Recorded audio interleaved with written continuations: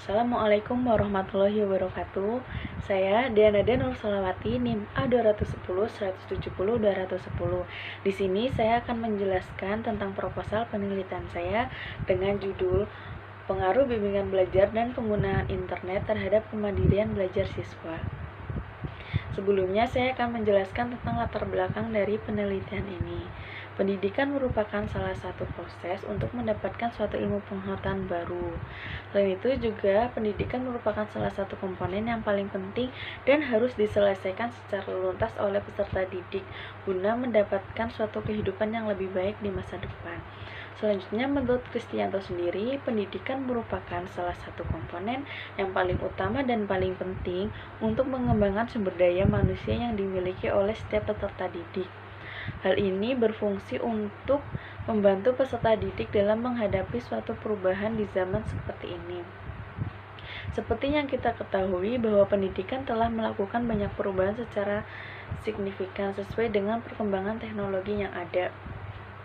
Seperti dalam Peraturan Menteri Pendidikan dan Kebudayaan Republik Indonesia Nomor 81 Tahun 2013 tentang Persatuan Pendirian Pendidikan Nonformal. Pendidikan nonformal sendiri merupakan layanan pendidikan yang diberikan kepada peserta didik untuk membantu peserta didik dalam menyelesaikan masalah-masalahnya yang dihadapi di sekolahan. Di Indonesia sendiri, pendidikan nonformal tersebut dibuktikan dengan adanya lembaga bimbingan belajar yang kini semakin banyak berdiri. Salah satu beberapa contoh diantaranya yaitu Ganesha Operation atau yang sering disebut dengan GO, Neutron, Primagama, dan Ruang Guru. Dalam praktiknya, bimbingan belajar selalu melaksanakan pertemuan di luar jam sekolah. Dalam pelaksanaannya juga, bimbingan belajar tidak hanya melaksanakan pertemuan secara offline, namun juga melakukan pertemuan secara online, yaitu dengan pemanfaatan internet sebagai salah satu media yang ia gunakan. Dengan menggunakan pemanfaatan internet yang semakin canggih ini, maka akan mempermudah komunikasi antara tutor dan peserta didik dalam menyelesaikan suatu komunikasi. Namun, sesuai permasalahan yang saya dapatkan bahwa peserta didik yang mengikuti lembaga bimbingan belajar tidak semuanya bertanggung jawab atas itu. Artinya, banyak di antara mereka yang menganggap bahwa mereka mengikuti bimbingan belajar karena mereka hanya ingin tugas-tugas mereka terselesaikan secara benar. Dan banyak juga di antara mereka yang memanfaatkan internet sebagai salah satu media untuk mencari jawaban tanpa memahami jawaban tersebut. Dengan adanya permasalahan tersebut, maka diharapkan dari peserta didik mampu bertanggung jawab lebih atas bimbingan belajar yang telah ia ikuti agar tujuan dari pengikutan bimbingan belajarnya dari setiap peserta didik dapat tercapai. Selain itu juga diharapkan peserta didik dapat memanfaatkan internet secara baik dan benar guna membantu peserta didik dalam menyelesaikan permasalahan yang ia temukan. Selain itu, penelitian yang dilakukan oleh saya Sari pada tahun 2019 dengan judul penelitian pengaruh kemandirian belajar terhadap pemanfaatan internet sebagai sumber belajar. Hasil penelitian yang dilakukan oleh Sari ini mengatakan bahwa terdapat hubungan yang signifikan antara kemandirian belajar dengan pemanfaatan internet yang digunakan sebagai media belajar. Dengan adanya permasalahan-permasalahan tersebut, maka peneliti tertarik untuk membuat suatu penelitian dengan judul Pengaruh Bimbingan Belajar dan Penggunaan Internet Terhadap Kemandirian Belajar Siswa. Saya akan membahas tentang rumus identifikasi masalah. Identifikasi masalah berdasarkan latar belakang yaitu 1. Melihat eksistensi lembaga bimbingan belajar yang kini semakin diminati oleh peserta didik. Yang kedua, melihat penggunaan internet yang semakin canggih. Kemudian, pembatasan masalah dari penelitian ini yaitu yang pertama, Penelitian ini dilakukan dengan metode kuantitatif. Dan yang kedua, penelitian ini dilakukan di SMA Batik 1 Surakarta. Dengan adanya permasalahan tersebut, maka peneliti tertarik untuk membuat rumusan masalah. Yang pertama yaitu, apakah terdapat pengaruh bimbingan belajar terhadap kemandirian siswa? Dan kedua, apakah terdapat pengaruh penggunaan internet terhadap kemandirian belajar siswa? Kemudian tujuan dari penelitian ini yaitu untuk mengetahui seberapa besar pengaruh bimbingan belajar dan penggunaan internet terhadap kemandirian belajar siswa. Adapun manfaat dari penelitian ini yaitu yang pertama, manfaat teoritis, kemudian manfaat praktis. Yang pertama, bagi peneliti dapat menambah wawasan ilmu pengetahuan peneliti terhadap pengaruh bimbingan belajar dan penggunaan internet. Yang kedua, bagi siswa dapat memberikan pengetahuan mengenai pengaruh bimbingan belajar dan penggunaan internet terhadap kemandirian belajar siswa. Kemudian saya akan menjelaskan tentang penelitian relevan. Yang pertama yaitu penelitian yang dilakukan oleh Wahono dengan judul Pengaruh Bimbingan Belajar terhadap Kemandirian Belajar di SD Negeri 025 Rumbah Hilir. Hasil penelitian ini mengatakan bahwa terdapat hubungan signifikan antara pengaruh bimbingan belajar dan kemandirian belajar siswa. Namun, hubungan ini berada di posisi yang sedang, artinya tidak terlalu berpengaruh. Namun, secara holistik variabel, apabila sering dilaksanakan bimbingan belajar, maka dapat meningkatkan kemandirian belajar siswa secara signifikan. Dan penelitian yang dilakukan oleh Ahmad dengan judul penelitian meningkatkan motivasi dan prestasi belajar matematika siswa melalui kegiatan bimbingan belajar. Hasil penelitian ini mengatakan bahwa bimbingan belajar merupakan salah satu hal yang penting yang dapat dilakukan baik ketika proses pembelajaran ataupun di luar jam pembelajaran. Selanjutnya, saya akan menjelaskan tentang kajian teori. Yang pertama yaitu tentang bimbingan belajar. Bimbingan belajar sendiri merupakan suatu lembaga yang mengadakan suatu aktivitas atau kegiatan berupa tambahan belajar yang diberikan kepada siswa mulai dari jenjang SD hingga SMA.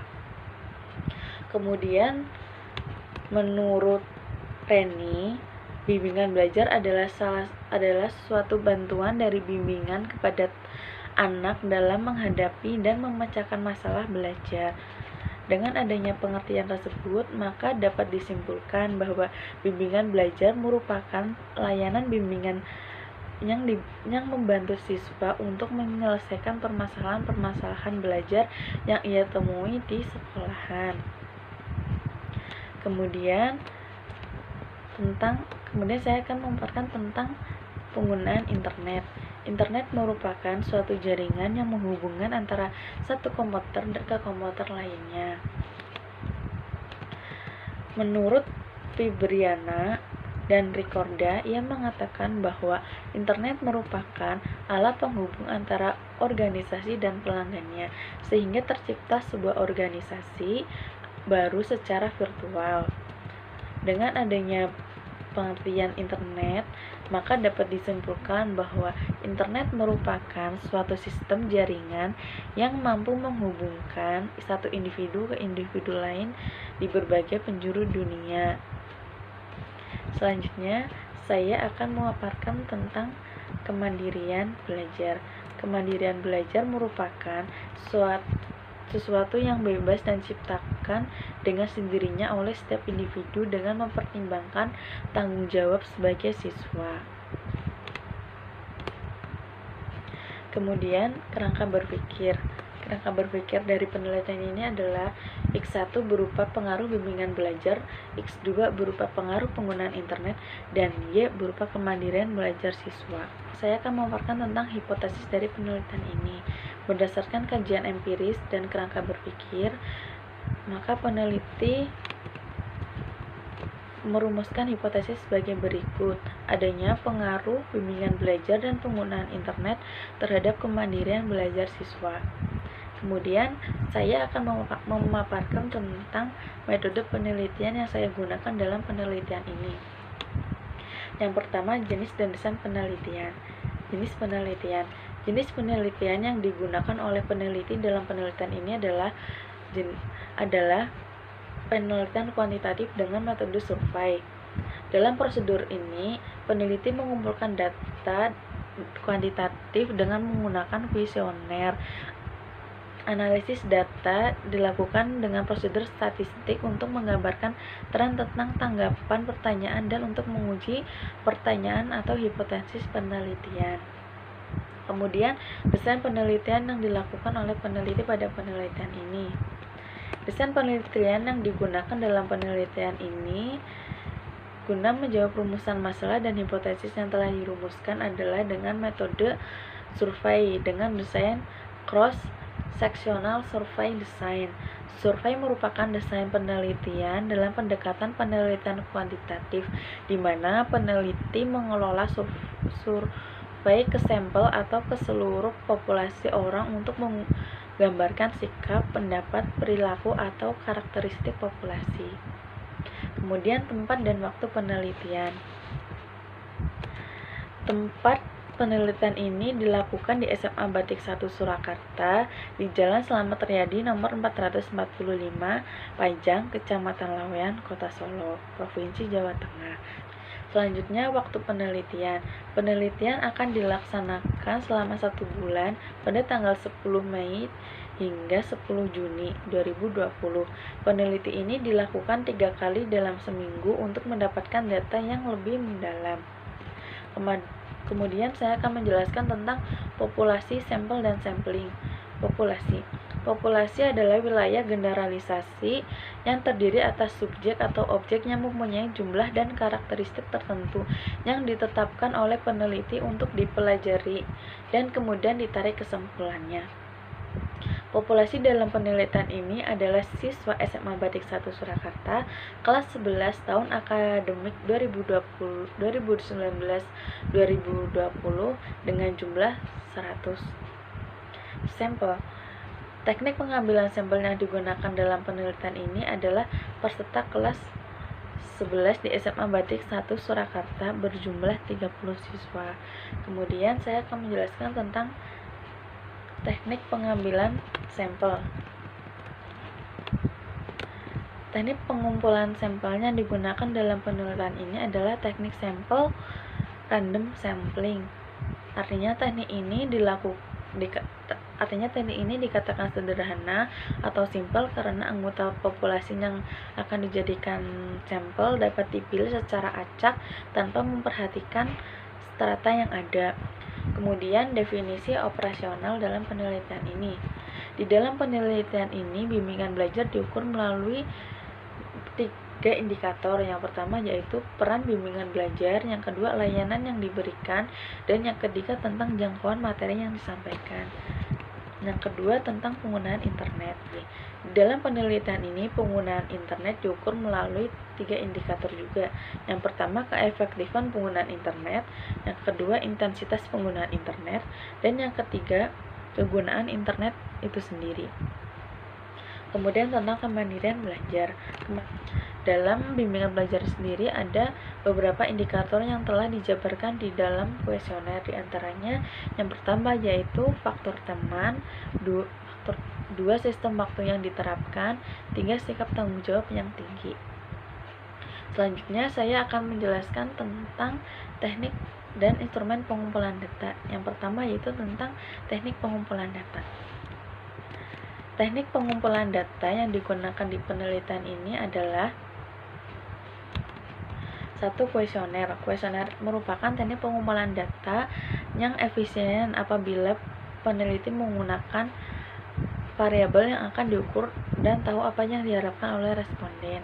Penelitian ini dalam pengumpulan data menggunakan teknik kuesioner guna memperoleh data yang sesuai yang diharapkan. Kemudian yang kedua dengan dokumentasi. Dokumentasi penelitian ini dijadikan sebagai penguat data yang diperoleh selama melakukan penelitian. Kemudian saya akan menjelaskan tentang instrumen pengumpulan data. Instrumen yang digunakan untuk pengumpulan data dalam penelitian ini adalah kuesioner. Kuesioner yang digunakan merupakan base questionnaire yang dibuat dengan menggunakan Google Formulir. Dan dari kuesioner yang telah dibuat di Google Formulir itu akan peneliti bagikan kepada responden secara online melalui link yang ada. Kemudian Google Formulir sendiri berisikan pertanyaan dan pernyataan yang berkaitan dengan bimbingan belajar serta penggunaan internet terhadap kemandirian belajar siswa. Kemudian link yang telah disebarkan dan telah didapat oleh siswa yang berisikan kuesioner tersebut akan diisi secara mandiri oleh siswa secara online melalui komputer maupun smartphone masing-masing. Kuesioner yang digunakan untuk menggambarkan pengaruh bimbingan belajar dan penggunaan internet terhadap kemandirian belajar telah diuji validitas dan reliabilitasnya melalui pilot test. Pilot test dilakukan karena pernyataan atau pertanyaan dalam kuesioner dimodifikasi sendiri oleh peneliti sehingga sebelum digunakannya kuesioner harus diujikan terlebih dahulu kepada sampel. Dalam penelitian ini, pilot test menggunakan 30 responden dari populasi. Hal ini bertujuan untuk memberikan umpan balik dan evaluasi guna perbaikan dalam pernyataan dan pertanyaan di dalam kuesioner. Dalam kuesioner penelitian ini menggunakan 5 poin Likert scale dengan alternatif jawaban sebagai berikut. 5 artinya sangat setuju, 4 setuju, 3 netral, 2 tidak setuju, 1 sangat tidak setuju. Kemudian saya akan menjelaskan tentang teknik analisis data. Yang pertama, reduksi data. Reduksi data merupakan kegiatan merangkum hal pokok yang difokuskan pada bagian-bagian penting. Yang kedua, penyajian data. Tahap yang kedua itu penyajian data. Menurut Miles and Huberman pada penelitian kuantitatif, penyajian data bisa dilakukan dalam bentuk bagan. Yang ketiga, verifikasi data. Tahap yang terakhir adalah menarik kesimpulan apabila pada tahap awal tidak ditemukan bukti-bukti pendukung penelitian, maka perlu dilakukan penelitian ulang. Sekian pemaparan presentasi dari saya. Bila ada kurangnya mohon maaf. Wassalamualaikum warahmatullahi wabarakatuh.